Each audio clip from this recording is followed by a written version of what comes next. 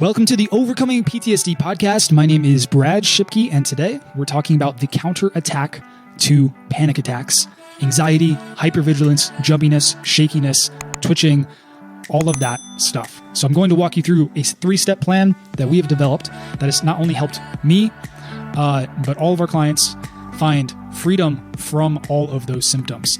And it's really important to know that all of those symptoms, the panic attacks, the anxiety, the hypervigilance, all of those things are fixable. All of those things are healable.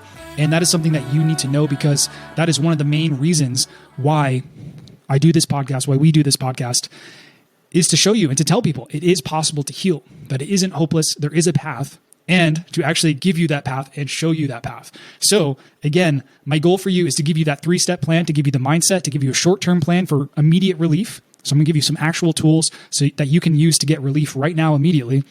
And then a long-term plan to get deep, long-term healing, so you heal the problem at the root. And I'm going to go as deep as I can in audio version to hopefully convey how to actually do that. So at least you have a understanding of what you need to do, and so on. But if you ever feel like this episode will be for you, if you've ever felt like as soon as you wake up, you are just anxious, you're in panic mode, and it stays that way for the whole day.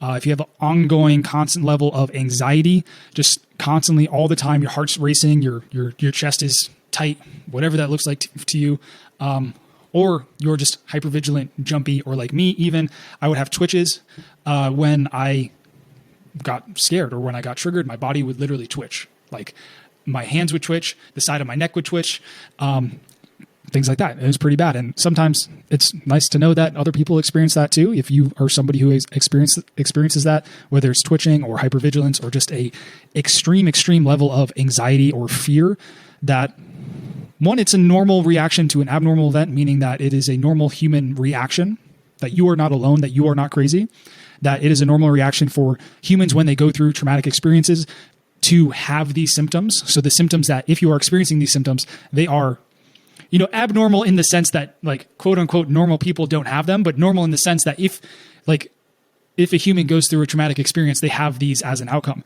It's also important for you to know that these are all healable. I used to have all of those things, and now I don't. I no longer twitch. This door behind me could slam and nothing would happen. I might jump like for a second, but then I might laugh or something. So all of these things is important for you to know. First of all, that it's 100% possible to heal all of these things. And hopefully that gives you hope. Because in the last episode of this podcast, I interviewed one of our clients, and one thing he said was like, hope is where it all begins. And it's true. And hopelessness, by proxy, is where everything ends. Where progress ends, everything else.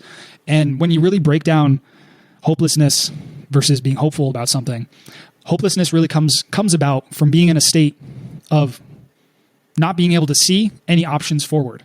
So you feel stuck. You feel like there's nothing that you can do to improve your situation. So one of my goals here, one, is to tell you that it's not going to be like this forever, to give you hope, right?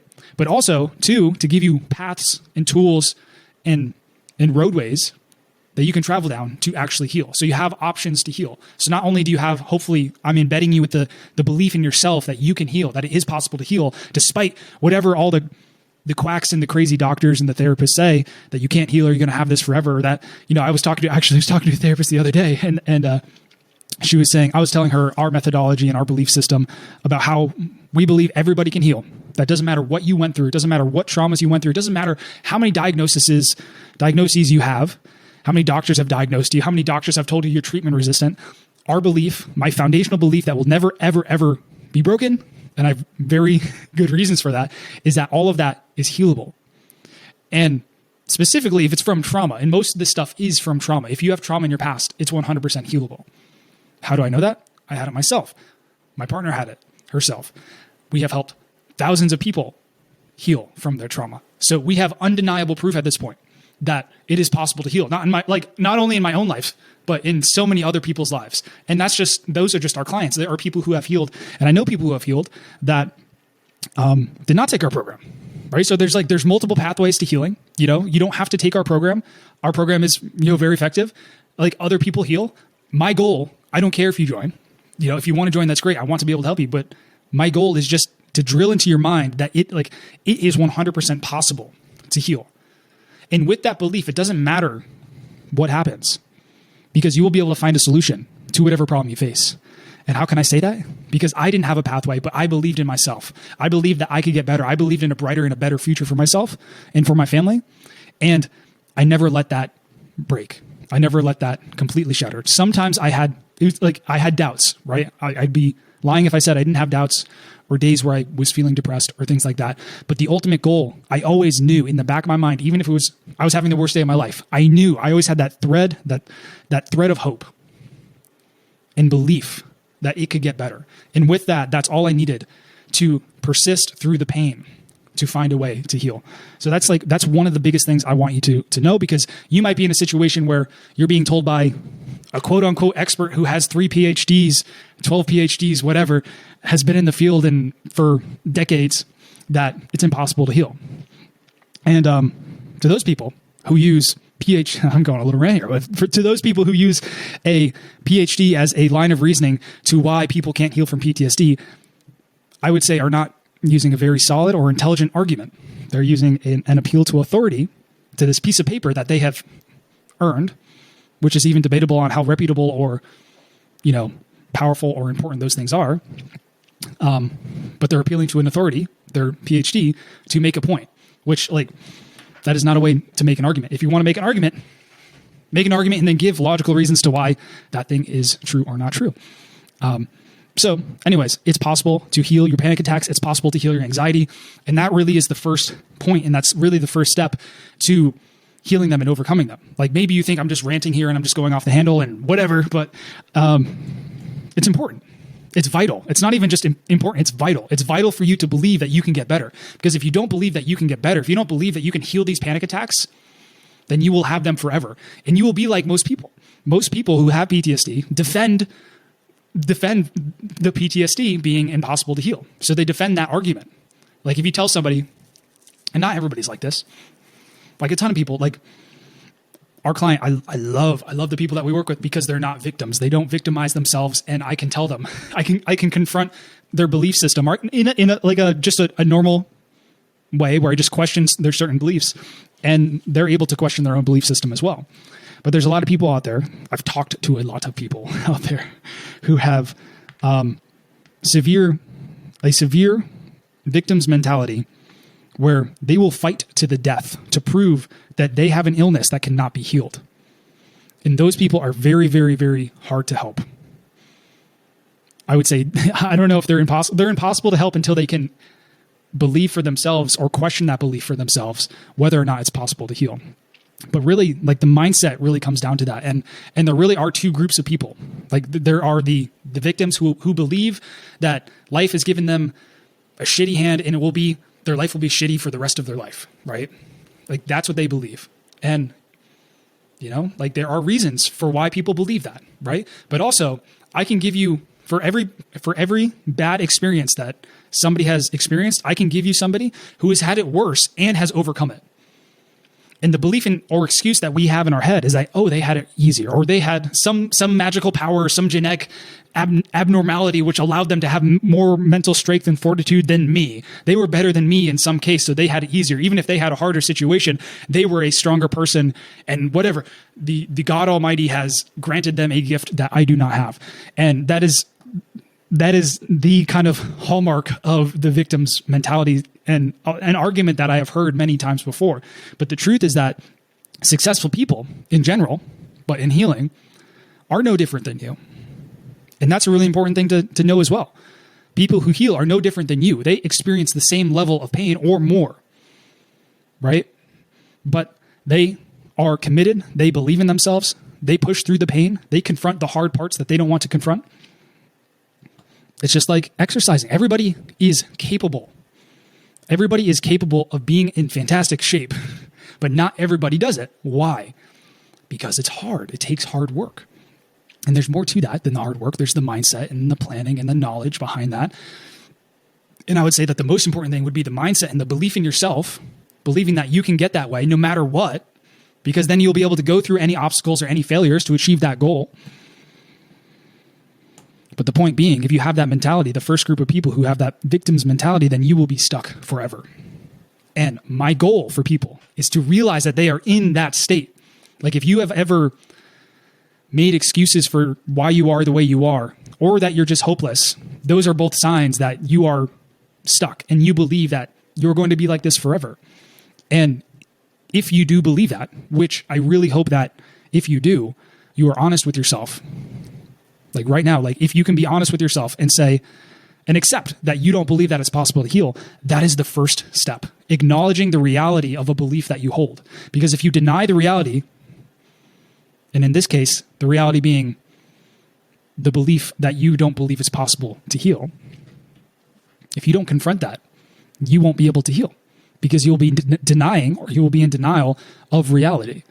And you will go the rest of your life denying that, something doesn't exist, but in reality, it is there. So the ability to be brutally honest with what you truly believe is imperative to recovery.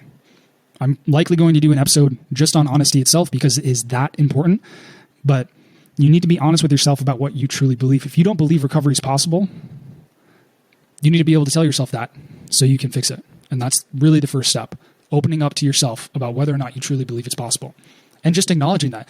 I mean, sometimes you just want to avoid that because it's painful. But we have to confront the painful realities of our life in order to fix them. If we don't accept the reality, the painful reality, then there's no way, we're just denying reality. And then there's no way that we can fix this painful thing because we're just pretending that it doesn't exist anyway. So that's kind of the first group of people, the victims. And this is all part of the first step of even changing and addressing the anxiety. And I hope that you can see that this mindset is imperative. Right? Because if you don't believe it's possible to heal the anxiety, to heal the panic attacks, whatever it is, you will never heal them. Like that is literally step number 1. And maybe step number 0 is believing that you can even change your beliefs. But that's a discussion for another time. Now, the other group of people are and have a different mindset. They're not victims. They take ownership of their life. They take responsibility for their life, for their emotions, for their problems, for the traumas of their past. They don't blame other people. They don't point fingers at other people. They don't blame their parents. They say, yeah, these things happened and it's up to me to fix them, right? They realize that healing is up to them and that no one will come to save them. That no therapist, no doctor is going to save them at the end of the day. And that's the truth. Like that is just the pure, unvarnished truth. No doctor will save you. No therapist will save you. If you put your hope into a therapist, they might help you, but you will not be empowered with the right mindset or with the right tools to actually address your problems long term. And you will always be in a dependent relationship with that person until you take the burden of your life on your own shoulders and fix it. And these people also believe that it's not going to be like this forever. That maybe it's this way right now. Maybe I'm having panic attacks right now. Maybe I'm jumping. Maybe I have hypervigilance right now, but it's not going to be this way forever. I believe there's a way. I believe there's a way, even if I don't know the way. They can lean on other people's experiences and find references and find proof for why it is possible to heal. This podcast can be a reason for you or a reference for you for why it's possible to heal. Every person that I interview can be a reference to you on why it's possible to heal. So even though you might not know the exact path forward towards healing, you can still hold the belief that it is possible and that it's not going to be like this forever. And when you believe that, that's when the spark of hope begins. And that's when everything starts to change. Because without hope, there's no forward progress. Because you don't see any paths. So hope is important. But these people also believe that they're worth it, that they're worthy of the work that is required to heal. Because many people who go through trauma, maybe through no fault of their own, maybe they've been programmed of their families, whatever it is, but they don't believe that they're worthy of even the work that needs to be put in. Like I knew a Vietnam veteran who had this belief so powerfully that he refused to get any help for his entire life. And he ended up passing away from diabetes, which was a preventable thing for him. And it was a sad thing to watch, but he basically ate himself to death and from neglecting himself to death, literally, because he did not believe he was worthy of getting help from other people or helping himself. And that's the more important thing. Like, do you believe that you are worthy of help from yourself? That's a question. Because are you willing to fight for yourself? Are you willing to walk through hell for yourself? Because that's what you have to do. You have to believe that you're worthy of all of that hard work. I believe you're worthy. I don't care what you've been through. I don't care the things that you did. I believe that everybody is capable of changing and worthy of peace and healing. But it doesn't matter what I believe. It doesn't. It really doesn't. It matters what you believe. What do you believe about yourself? And again, it's another important thing to be honest about with yourself. You know, do I believe that I'm worthy to go through this healing process and help myself? Am I willing to help myself? Do I believe I'm worthy enough to help myself? Because that might be a reason why you are inflicting self-harm. And self-harm can be done in multiple ways. You know, it's not just, physically hurting yourself or whatever. It can also be overeating. It can be binge watching TV or binging video games or drugs or alcohol or sex or pornography or whatever else it is. All of these things can be like a punishment to yourself, even though there's that instant gratification in the beginning, but an avoidance because you don't believe that you're worthy of greater healing. Now, that's just one possibility. At the end of the day, we all need to identify why we do the things we do and why don't we do the things we do, which is a great question. Why is my favorite question of all time. Why do I do what I do? Why don't I do what I do? And if you actually think through those things, you will identify for yourself the reasons for why you have the behaviors you have and don't have the behaviors that you want to have. That right there, if you just take the time to do that, and again, take responsibility for yourself, take responsibility for your own healing, take healing into your own hands, become an independent healer, stop depending on other people and stop waiting for other people to save you, and start asking these hard questions yourself and really start working through them yourself, you will find your particular answers. The reason why our program works and the work that we talk about here works is because we're not therapists. We're not doing the work for you. We are walking you through problem-solving frameworks. We are helping you become independent healers, independent thinkers. Because at the end of the day, you are the best person. You are the only person who can solve your problems. No therapist, I can't, no doctor, nobody else can solve your problems. At the end of the day, you are the one inside of your own head. You are the consciousness inside of your own head. You are the one facing all the emotions and all the problems, and you are the one closest to the emotions and the problems, which means you are the one who is best suited to actually solve those problems. The problem is that most people in their own minds are going into battle unarmed. You are going into a war, a battle of your inside of your own mind, completely unarmed. And most therapists and most doctors are completely fine with you going into the battle of your mind unarmed. They will give you okay, let's imagine this. Imagine you're going to war. Imagine you are a Roman warrior, right?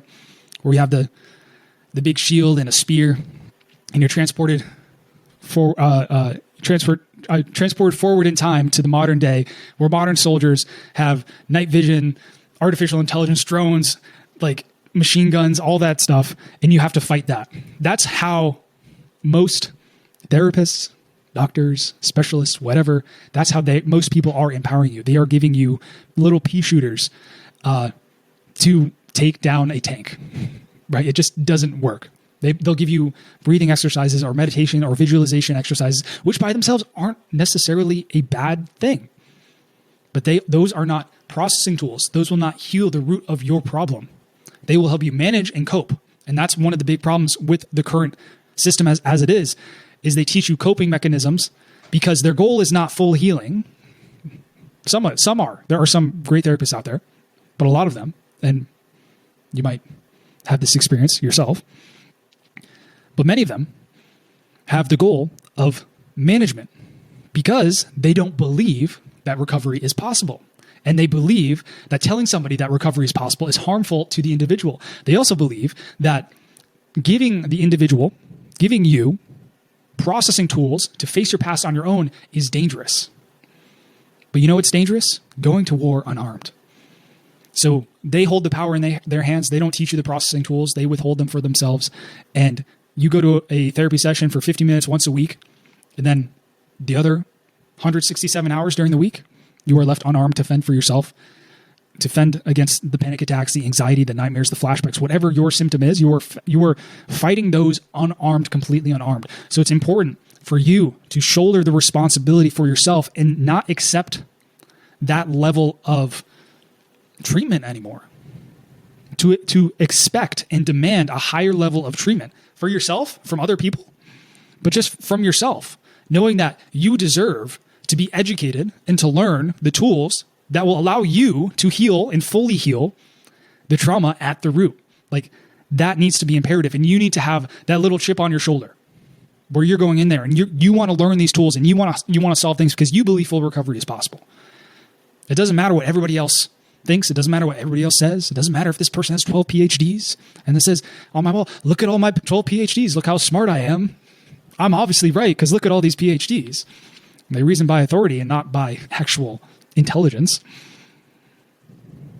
It's important for you to take that responsibility and own that. And you can say no. You can use your own mind and question the quote unquote expert who thinks they're right. Because most of those quote unquote experts are just taking regurgitated theory that they learned in school. Many of them have never experienced it. Many, here's something funny. Many experts have actually experienced it and are currently experiencing it. AKA, they have PTSD currently. And they got into, I've talked to many therapists who are like, I got into therapy because I personally have PTSD. And I've talked to clients who have had therapists who still had PTSD. And then I had to tell them, it's like, if you are learning from somebody who still has the problem that you're looking to fix, how do you expect that problem to be solved? If the person that you're learning from has not solved that problem yet, how do you expect to solve that problem? Because all you will ever get from that person is that level of knowledge or that level of success that they've achieved. Unless for some reason their theory is so good and they're just terrible implementers. Like maybe they're terrible implementers and the theory that they're teaching you is great and you will fully heal.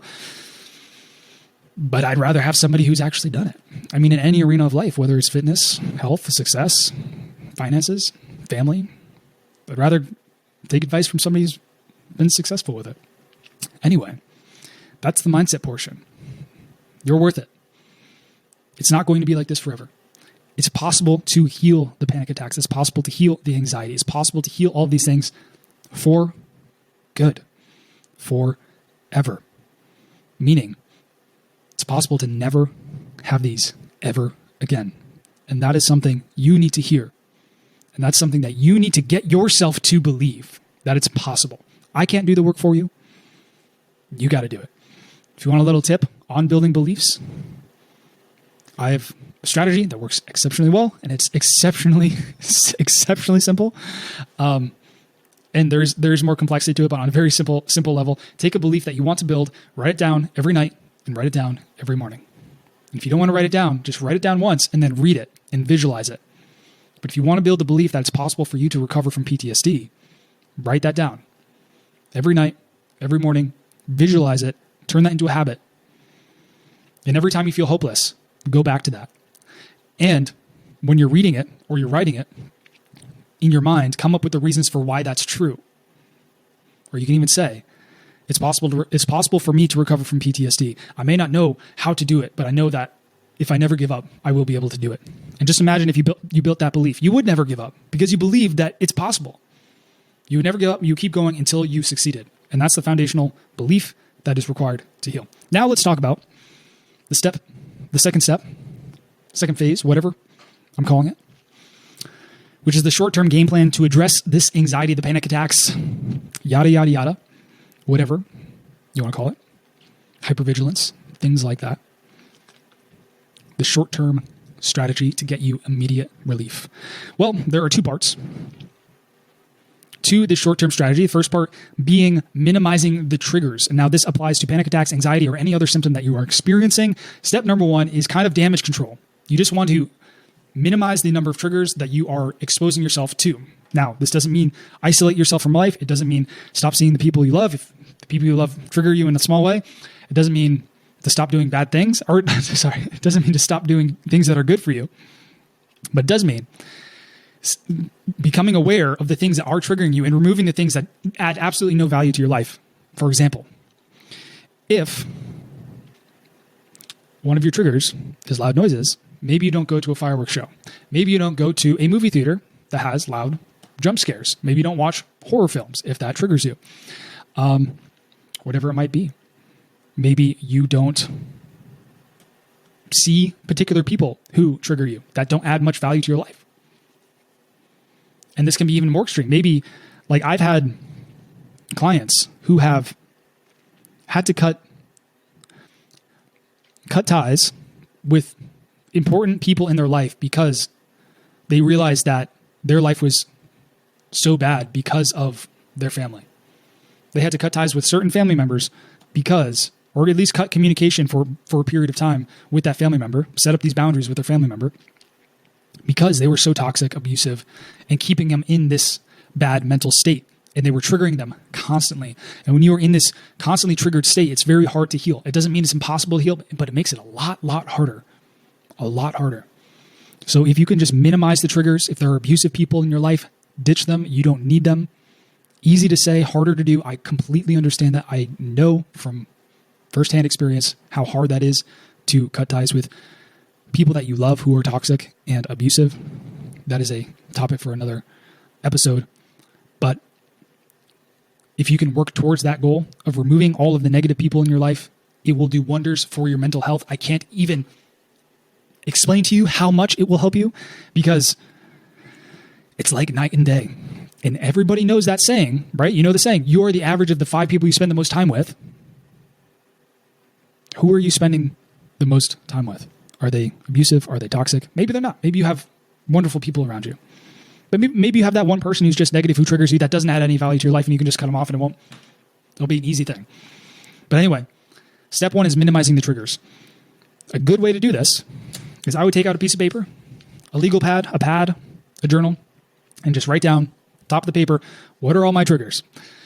Go, make a line, make a long list of whatever it is, and then go item by item and ask yourself, can I eliminate this?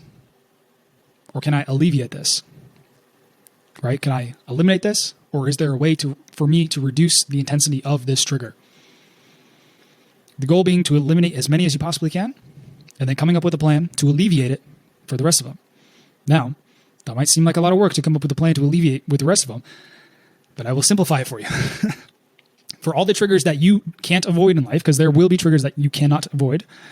Maybe you are driving down the street and somebody honks their horn and it makes you jump. It's like you cannot control other people. You cannot control the weather. If there's a thunderstorm, you cannot control the majority of things that happen in your life.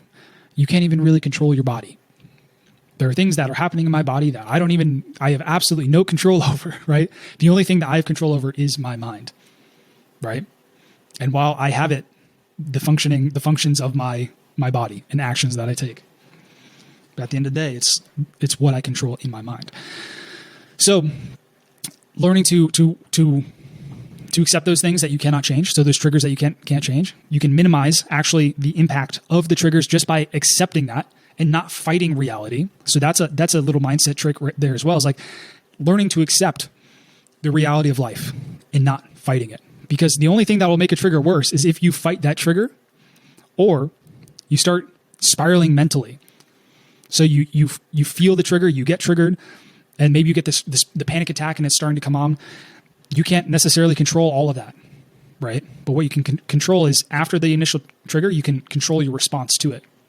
And what a lot of people's response to a trigger is more negative thoughts. Oh my God, this is so bad. My life, like everything's going to be bad. Everybody's looking at me. I'm going to be embarrassed in front of everybody. Blah, blah, blah, blah, blah. All this stuff is just going to be, or what a lot of people do automatically without being aware of it, is make that choice to go down that negative path.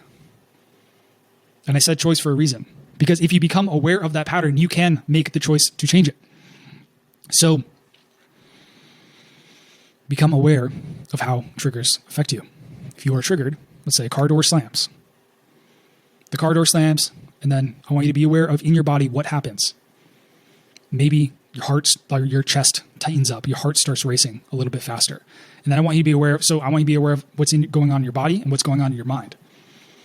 And then be aware of what are the thoughts that I'm having. Where do my thoughts habitually go? Because the sooner you can catch the trail of negative thoughts after a trigger, the sooner you can cut off that whole trail of negative thoughts. And the earlier and earlier you catch it, the more and more negative thoughts you can cut off.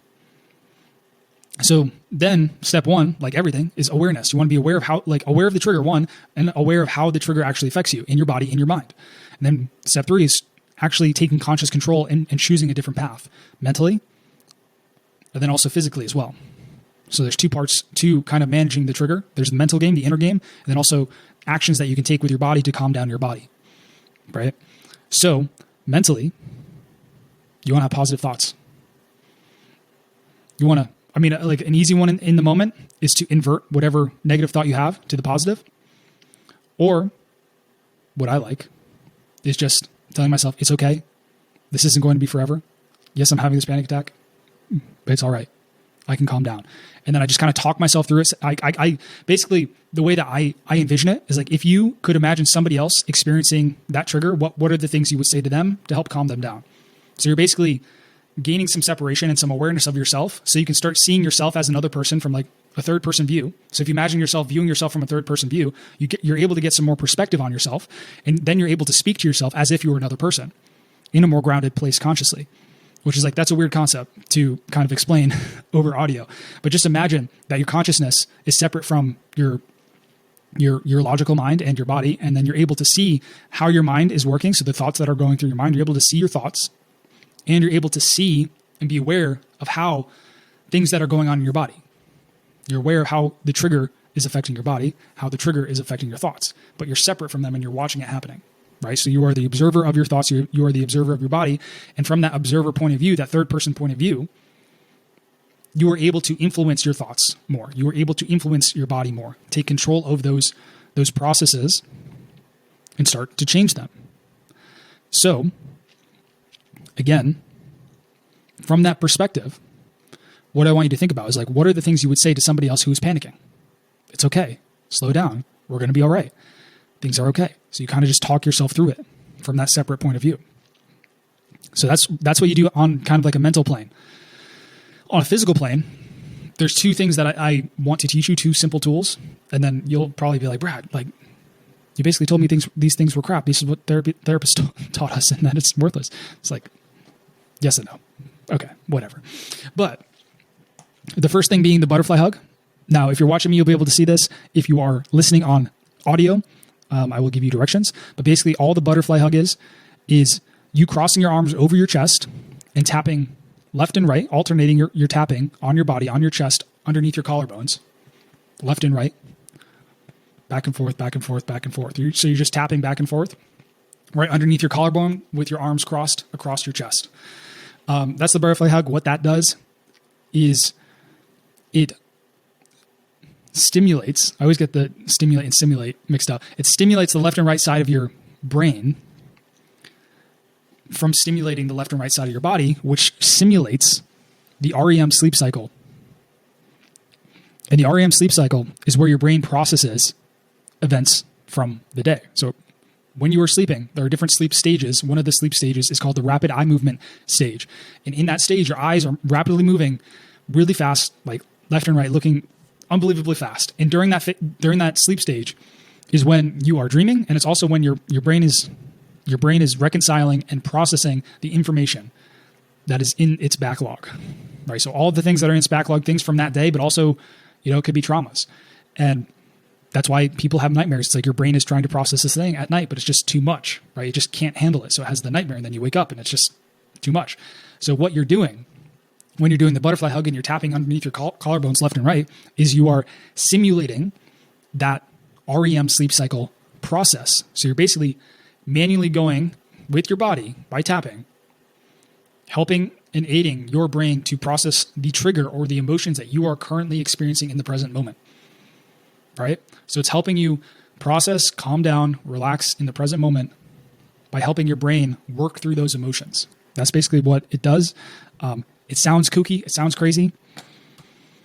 I thought it was insane, but then I was like, I'm in so much pain. I'm just going to try this thing. And I tried it, and it was unbelievable. It's like crazy. So all I have to say is try it. If you think it's crazy, if you think I'm a quack and I'm a wacko, it's like whatever. But like, hey, hey, it works. Give it a try. So butterfly hug is one thing you can do with your physical body to calm your physical body down, right? Another thing is deep breathing. So while you're doing the butterfly hug, inhaling, taking a deep breath, inhaling as deep as you possibly can, filling your lungs, holding it for a few seconds, and then releasing it slowly.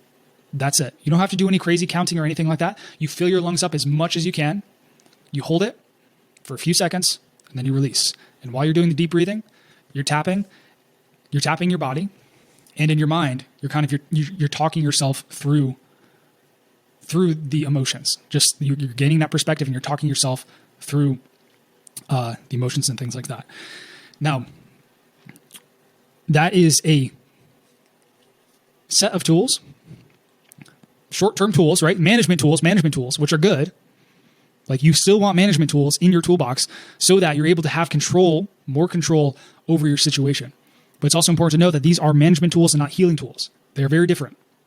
They are very helpful in certain scenarios. They help you manage your triggers, but they will not fully heal you. So that's an important thing. It's like they have their place. They have their time in healing and in recovery. They help you manage your symptoms, which is very good. So you don't go crazy and you go spiral out of control. So you're able to manage things a lot better, but they will not heal you. So it doesn't mean they're worthless.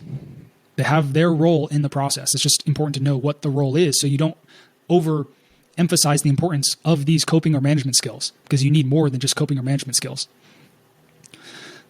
But I want the combination of gaining separation from your mind, talking yourself through it as if you were talking to somebody else through it, doing the butterfly hug and doing the deep breathing as your go-to relief tool for any trigger, whether it's panic attacks, anxiety attacks, whatever it is throughout the day.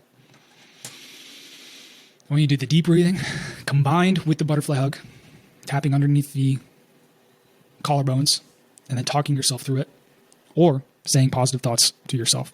That needs to be your go-to plan, no matter what, because it's simple. There are other tools that you can use. This is the simplest, the easiest, the most powerful one that can be used anytime, anywhere.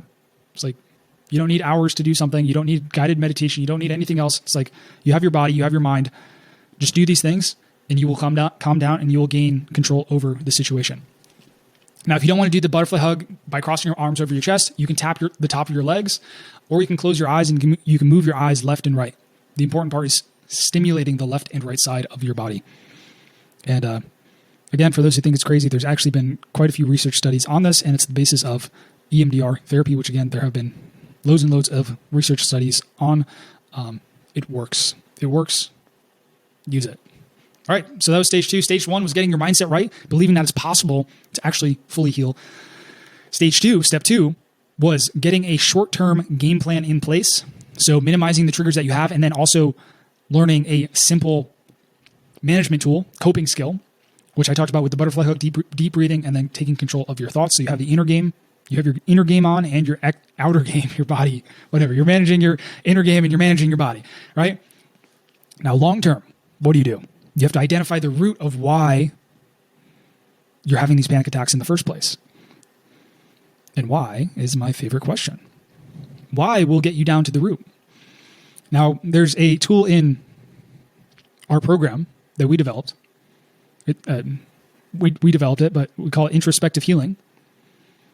But basically, it's just a logical way to think through your problems, identify the root, and solve the problem. And solve it, right? So identify the problem, the root of the problem, and solve it. Now, one great way to identify the root of a problem is using a technique that I did not invent called the 5 whys. Now, the 5 whys is a very simple tool. You take whatever problem that you're experiencing right now and you ask why 5 times or as many times as you need. So what does this look like? Well, so you have panic attacks. You can ask yourself, why did I have panic attacks? And you could be like, because Billy rushed into this door and jump scared me for no reason. So Billy's the reason why I had this panic attack. And I was like, well, why did Billy running in here have that effect on me? It's like, well, because it, makes me, reminds me of this time where X and X happened. And then why did that happen? And then so on and so on and so on, until you get to a point where you get this aha moment where you connect the present reality to the root cause, And it really is an aha moment when you ask why and you dig deeper and question it and question it and question it and question it. You get down to the root of it. You get this aha moment and you have this connection where you're like, oh my God, what I am experiencing right now, this emotion has nothing to really do with the present. Really? Like really what it has to do with is this past event or events in my life are manifesting in the present moment because they are unprocessed, because they have these raw, unprocessed emotions that are now being re-experienced in the present moment. So that there was this stimulus in the present that triggered these past emotions.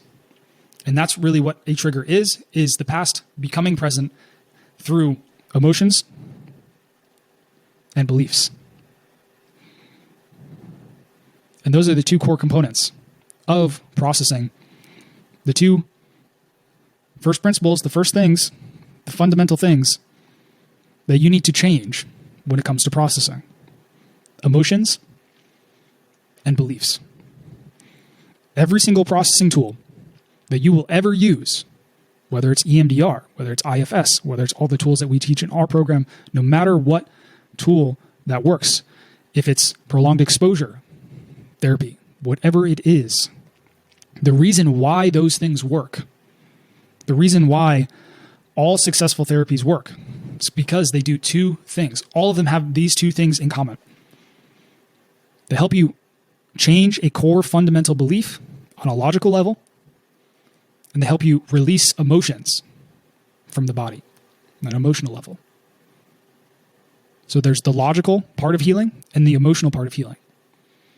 Now, where some people get hung up is that they only focus on one or the other. They only focus on the logical part of healing and they ignore the emotions, because some people are better at the logic than the emotions. So they focus on what they're good at, which isn't necessarily a bad thing. So they work on challenging their beliefs. They go to CBT, whatever it is, and they change their beliefs and they see a lot of change, but maybe they are still struggling because they are not able to access and release the emotions along with that belief change. So with that, we have to ask, how do we do that on a fundamental level? First of all, it's important for you to know that that is the foundation at a fundamental level. It's like, if you want to heal a trauma, you need to identify the root of it, change a core belief, and release the emotions around it. And there's different ways to do that. And there's different things that support the beliefs. Like there are certain memories that strengthen a belief. So like there's like more components to it, but at a core fundamental level, those are the two things. And I'll dive into each one. So for the belief change, the logical journey that you need to go on, you need to identify negative core beliefs, right? A simple way to do this is to ask yourself, what do I believe that's causing me to feel this way? Right? So I'm having these panic attacks. What do I believe will happen? Like, why am I having these panic attacks? And it could be like I think I might even be like, I think I'm going to die, right? Or it's like, when I hear a loud noise, I think X, Y, and Z is going to happen. The important part is to identify a phrase that accurately depicts the emotion, the pain, the trauma that you're experiencing. So basically what we want to do is we want to take that emotion and we want to represent it into a singular belief, so that when you say that belief, it actually amplifies that emotion. You know you have the belief right when you say that belief, and trigger isn't the right word because it's not like a huge spike in emotion, but it causes that emotion to come up in a manageable way, but it spikes it. It spikes the emotion. And we want that spike of negative emotion to come up when you say that negative belief, because that means you've accurately described the emotion.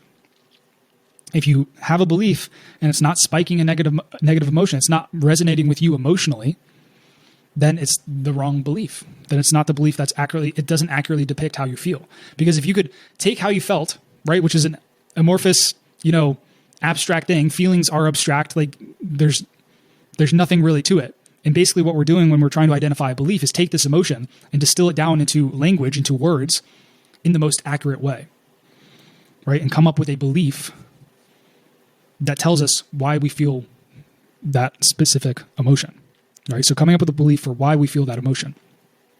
And once we identify that belief, what we can do is we can start to challenge it. We start to identify the reasons why we believe that belief. We challenge those beliefs or those reasons or those references for why that support that belief. We challenge them. We question them. We break them. We break every single reason for why we believe that belief. And then we move on to creating a new, more empowering belief that will give you the outcome that you want. So you can ask yourself, how do I want to feel in this scenario? So right now I have a panic attack. How do I want to feel? Well, I want to feel calm. I want to feel at peace when this happens. I want to laugh. I want to be able to laugh.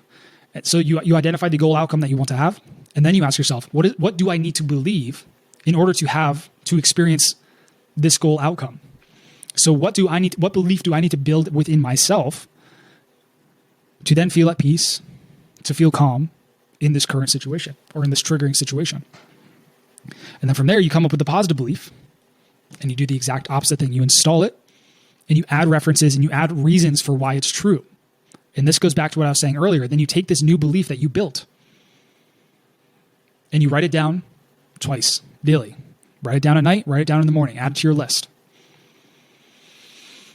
And then you do that over time. And this is like the simplest form. There are more tools. This can go deeper and deeper and deeper, but I'm giving you the fundamentals to actual processing here, which is a change of belief and a release of emotions and some simple steps to get started.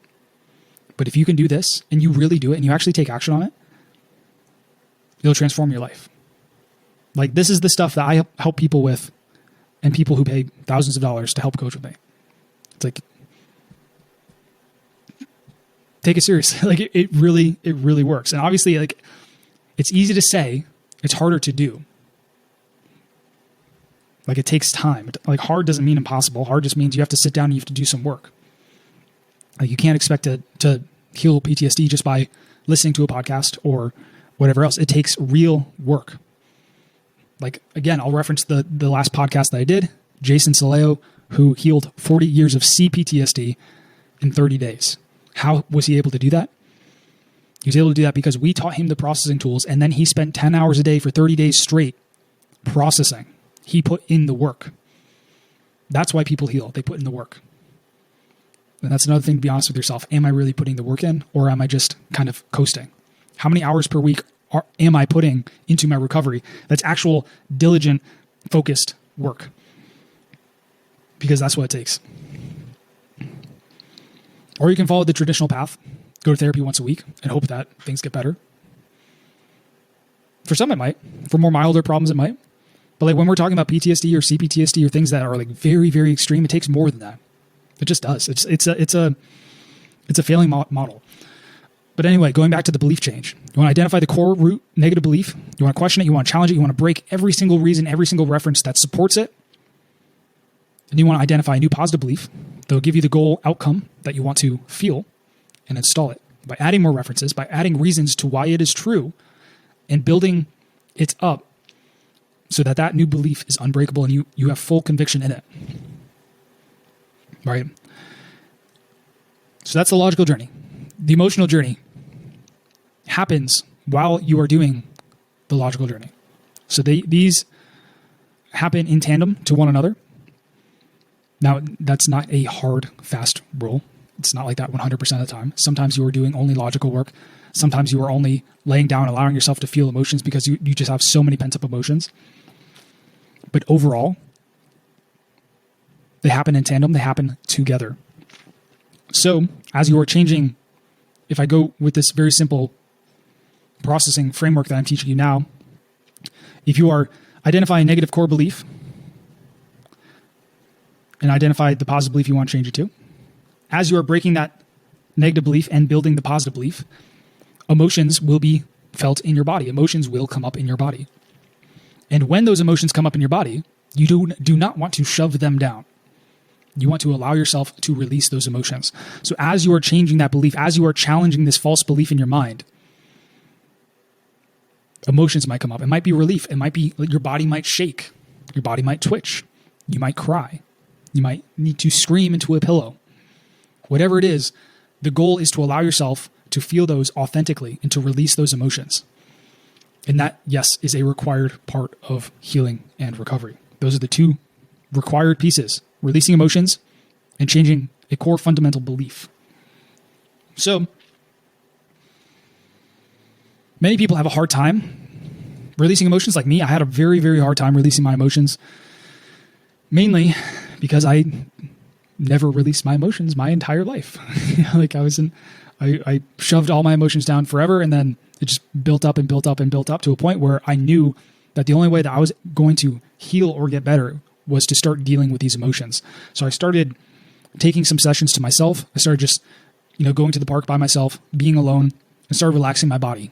And I started experimenting with, trying to relax, the emotion in my body, the tension in my body, and seeing what happened. And then telling myself, it's okay to feel, you're allowed to feel. I want you to feel whatever you need to feel. That's the self-talk, the things that would go through my head as I worked on releasing these emotions and developing that skill of releasing emotions as well.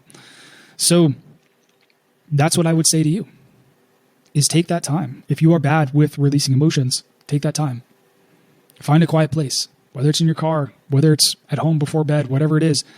Find a place where you can be alone, relax, allow those emotions to come out, and learn how to release them in a safe way. Now, it's an important caveat to know that you are in control of this process. You are not triggering yourself. You are not forcing yourself into these harmful emotional situations. You are allowing these emotions to come out. You are allowing. The emotion is not forcing itself out. You are not triggered. You are not panicking. It is a fully controlled process that you are allowing to happen. It's a really important thing. It's not a scary thing. And it doesn't have to happen all at once. You can release it like a little bit at a time, and you can get used to the overall process of releasing emotions and things like that. But at a fundamental level, if we're talking about the third step here, the long-term plan, what I want you to do is really start identifying the root or the core negative beliefs that you hold that are causing the negative emotions that you're experiencing right now, or that are causing the problems that you're feeling right now. Start to challenge those negative beliefs, identify positive beliefs, work on changing them over, and then work on the skill of releasing emotions. And that also combined with, I would also want to learn other tools, because that is just right there. That is just a very simple tool. It's a very simple processing tool. It is an effective tool. If it is done, if it's actually done, it is unbelievably powerful. Like if you actually take action on it, it's unbelievably powerful. And the important thing about it too is that you now know the fundamentals to processing, so that no matter what processing tool you use in the future, like if you decide to join our program and you use those processing tools, you now know the fundamentals to then apply to every other processing tool in the future. So when you go to use a processing tool, you need to know, or you know now that you need to find a belief, change that belief, and also release emotions. So for example, maybe it would take too long to explain that example, but processing tools can approach this problem in different way, or can accomplish releasing emotions and changing beliefs in different ways. Sometimes it's very straightforward, like I just taught you here today. Sometimes it's more abstract, but with this foundation, you can apply it to so many different things. And then you start experimenting with different things. And I hope to do more podcasts on different things like that as well.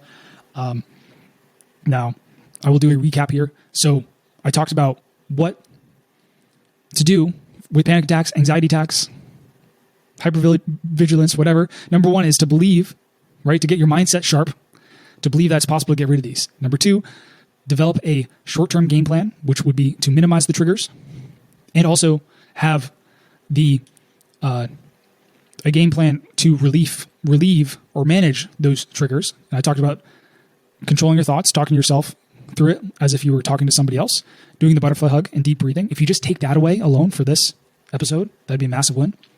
And then long-term plan would be to identify the root beliefs, changing them to a positive belief, installing and reinforcing that positive belief over time, and then also working on the skill of releasing emotions. If you enjoyed this episode, drop a like, subscribe, and if you want to learn more about how I can help you, if you want help going through this entire process, you can click the link in the description, schedule a call with me.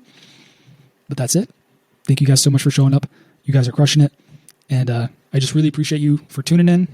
Let me know if it's valuable. The rating would be helpful to me to give me some feedback on how the podcasts are doing. And you can even say, hey, the podcast's great. I would love to hear an episode on this or whatever in the ratings, but no pressure whatsoever. I hope you have a wonderful day, and I will see you in the next one.